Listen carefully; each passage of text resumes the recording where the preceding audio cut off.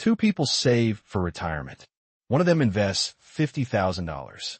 The other invests $150,000, 3 times as much. Decades later, the person who put in less money ends up with more. Not a little more, tens of thousands of dollars more. How is that even possible? They followed the same plan, earned the same return, took the same risk. The only thing that was different was when they started. And somehow that single difference quietly outweighed putting in 3 times the cash. The force behind that result is something almost everyone has heard of and almost no one truly feels in their bones. It is called compound interest. And once you actually understand how it works, the way you think about money, time, and patience changes for good. So let me explain it plainly. Let us start with the simplest version of the idea, because the word interest hides two very different things inside it. Imagine you put $1,000 in an account that pays 10% a year. With simple interest, you earn 10% of your original $1,100, every single year. After 30 years, you have collected 30 payments of $100. That is $3,000 in interest on top of your original $1,000, for $1,000 in total. Steady, predictable, a straight line. Compound interest works differently. In the first year, you still earn $100, bringing you to $1,100. But in the second year, you do not earn 10% of your original $1,000. You earn 10% of the whole $1,100. That is $110. It sounds like a trivial difference. 10 extra dollars. Who cares? Here is who cares. Because now your interest is earning interest. And next year, that interest earns interest too. The money you made starts making money of its own, and the money it makes does the same, on, each layer building on the last. So watch what happens to that same $1,000 at the same 10%, but compounding over those same 30 years. It does not become $4,000. It becomes about $17,400. Read that again. Same starting amount, same interest rate, same length of time. Simple interest gives you $4,000. Compound interest gives you more than $17,000. The only thing that changed is whether your interest was allowed to earn interest of its own. The clearest way I have ever heard it described is a snowball. A small snowball rolling down a long hill picks up a thin layer of snow. But each new layer makes the ball a little bigger, and a bigger ball picks up an even thicker layer on the next roll. The growth feeds on itself. Near the top of the hill, almost nothing seems to happen. Near the bottom, the thing is enormous and moving fast. That image, the snowball, is exactly why this idea is so easy to underestimate. At the top of the hill, in the early years, compounding looks boring. It looks like it is barely working. The real magic is all backloaded, hiding at the bottom of the hill in years you have not reached yet. Now, there's a wonderfully simple tool that lets you feel the speed of this without doing any heavy math. It is called the Rule of 72. Here's how it works. Take the number 72 and divide it by your annual interest rate. The answer is roughly how many years it takes your money to double. So at 10% a year, 72 divided by 10 is about 7. Your money doubles roughly every 7 years. At 7%, 72 divided by 7 is a little over 10 years to double. At 3%, it takes about 24 years. The Rule of 72 is not just a party trick. It reveals the engine underneath compounding, doubling. Your money does not grow by addition, one steady step at a time. It grows by doubling, and a doubling repeated is one of the most powerful forces in all of mathematics.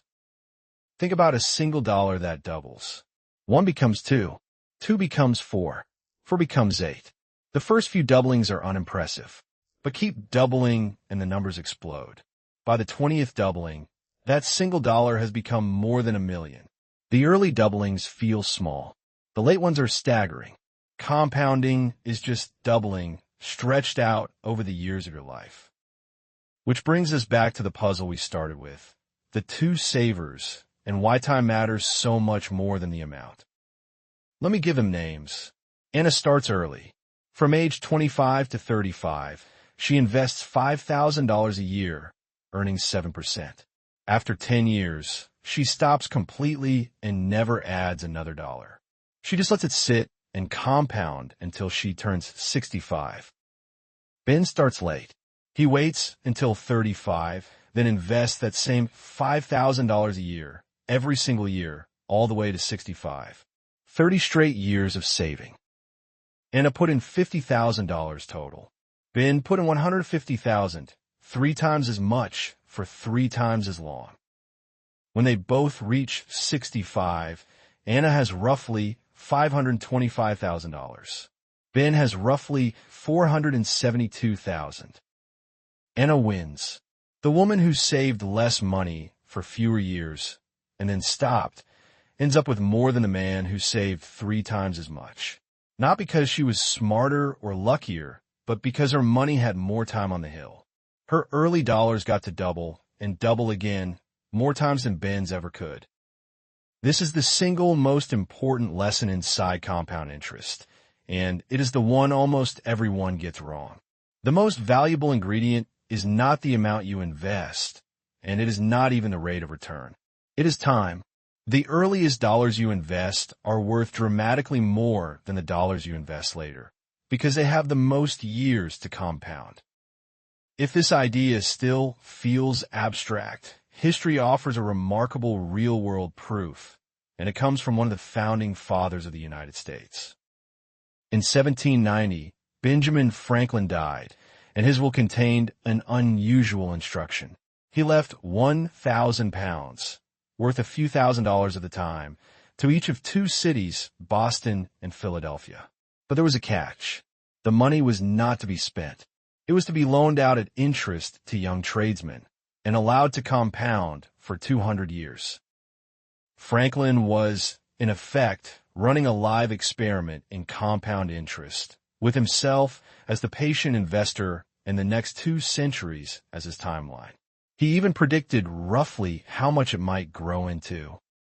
When the 200 years were up, around 1990, the results were extraordinary. From that modest beginning, Boston's fund had grown to roughly $5 million and Philadelphia's to over $2 million. A few $1,000s, left alone and allowed to compound across 2 centuries, have become millions. Franklin never saw a cent of it. That was the whole point. He understood that compounding's greatest gift is given to those willing to wait the longest.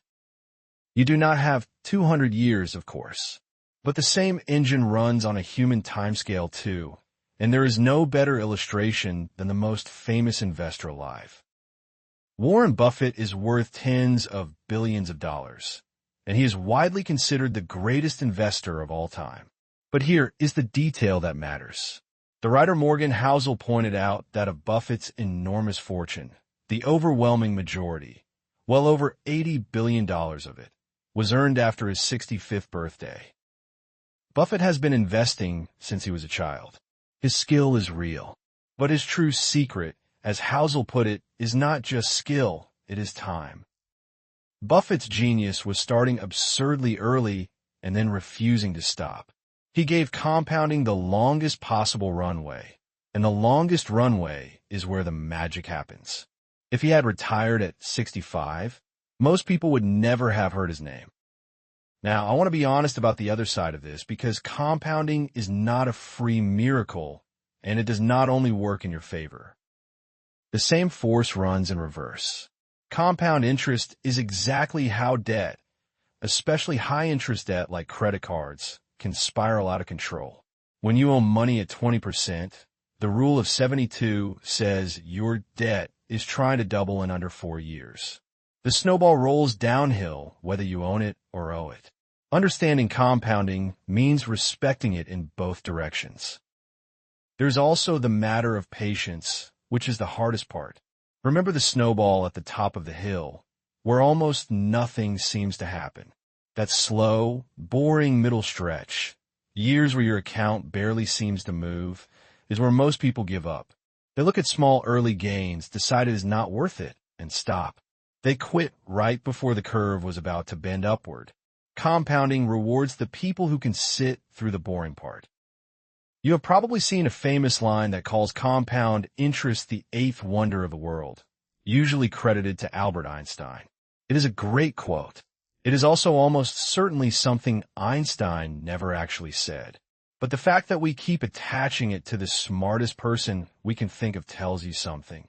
Deep down, we sense this idea is more powerful than it looks. So let me bring it all together into one clear answer to the puzzle we began with. Compound interest is interest earning interest, money making money, and that new money making money of its own, layer upon layer.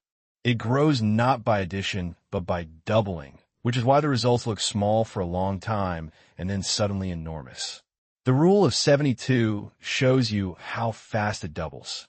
And because the earliest dollars get the most doublings, time turns out to matter more than the amount you invest, which is how Anna beat Ben, how Franklin turned a few $1,000s into millions, and how Buffett built most of his fortune after the age most people retire. The lesson is almost insultingly simple, and that is exactly why it is so easy to ignore. Start early. Be patient. Let it run. There is something quietly hopeful in all of this. Compound interest does not reward the richest person or the smartest or the one who can predict the market.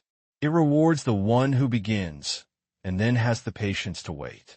Time is the one resource you are spending right now, whether you use it or not. The best moment to have started was years ago. The second best moment is today. If you like questions like this one, consider subscribing. There will be one every week. Subscribe to Worth Understanding so the next question finds you. Because some things are just worth understanding.